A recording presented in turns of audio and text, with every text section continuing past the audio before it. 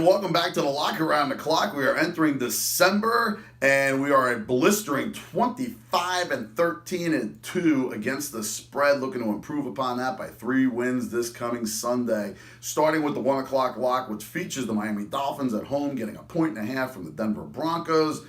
Look, Jay Cutler's coming back. Denver just lost their starting quarterback, if you could even say they have a starting quarterback last week in Paxton Lynch. Trevor Siemian, who got benched for Lynch, who got benched for also Brock Osweiler, which is never a good thing. Look, Trevor Siemian's coming back into this game. Yeah, he looked good against the Raiders in the second half when he stepped in for Paxton Lynch, but most quarterbacks that come in the middle of a game always seem to look good. The following week when they start, they look horrible.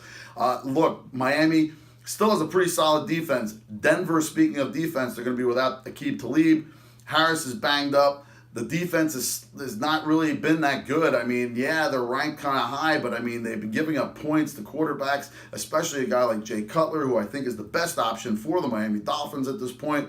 He has a very strong arm still, will be able to get downfield. I also look for them to get their running game against them going with the backfield, coming out of the backfield, catching balls, just like Lynch did last week.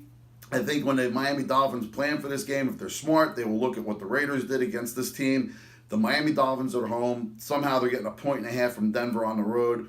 I can't figure that out. Two teams going in somewhat different directions, but Miami is the better team on both sides of the ball here. Miami wins this game outright. Take Miami plus the 1.5. That's the 1 o'clock lock.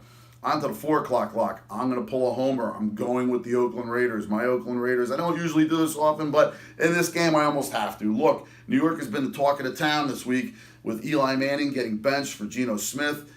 Don't know where that came from, but this for Eli Manning might be a blessing in disguise for him. I mean, it could be a gift. It could be an early gift. Would you really want to be out there with this Giants team that has no offensive skill players, no running game to speak of, and a defense that's lacking because of? Look, Eli Manning has put in a ton of great service over the years. He's been a wonderful person in the community. He's brought 2 Super Bowls to this team. It's time for him to, I think, move on, especially with the coaching the way it is, the skill players. Even if he had Odell Beckham out there, he's still a headache when he's on the field. Look, I think this is the best thing for Eli Manning. I do respect him and like him as a player, as a quarterback, as a person. And honestly, was a little bit of a slight to him, I'm sure. Does it interrupt the streak that he had going? Yes. Do players honestly care about that? I'm not too sure. But I can tell you this. Geno Smith is going to be a train wreck out there in this game.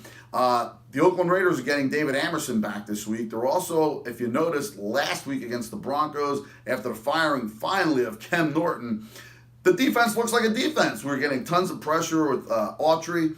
We were getting pressure with Mack. We had our first interception, even though it wasn't like a interception you would think where somebody actually goes to the ball. It was kind of tipped. It was batted around. But we got an interception, our first one of the season.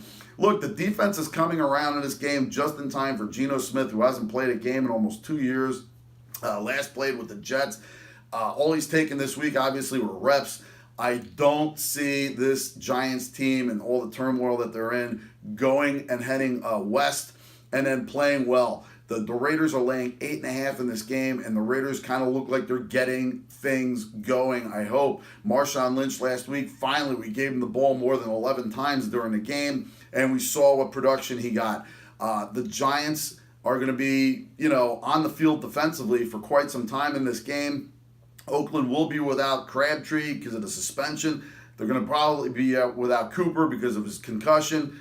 Look for Johnny Holton. Look for Cordell Patterson. Look for these guys to get things going. Seth Roberts, look for him to stretch the field a little bit. Eli, as far as Derek Carr, he's worked with these receivers before. It's not anything big for him. If they can get the running game going, which they will against this Giants defense, they will be able to get the pass going downfield as well. Look for the Raiders to win this with double digits. Look for them to cover the 8.5. That's the 4 o'clock lock. On to the 8 o'clock lock. We're going to fade the Seattle game against the Eagles for the 8 o'clock lock. We're going to move to Monday night.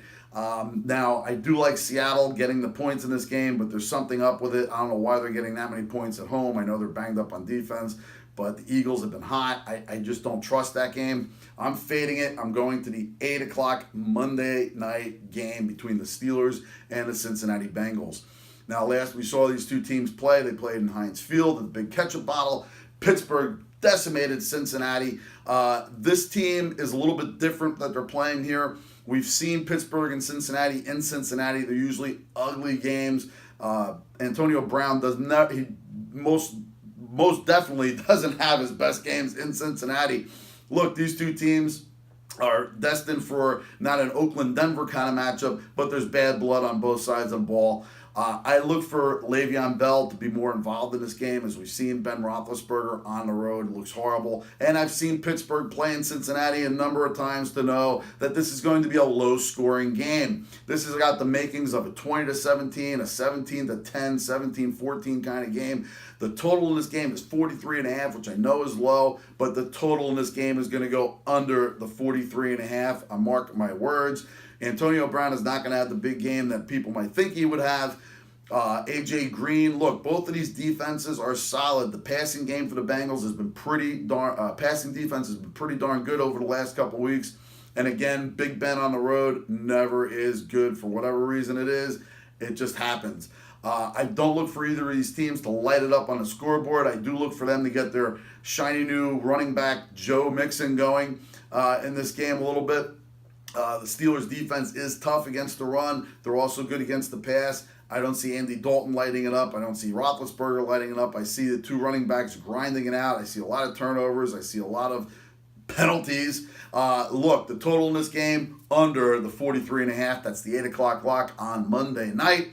When we go 3-0 heading into next week, take it to the book, take it to the bank, and as always, you take it ace.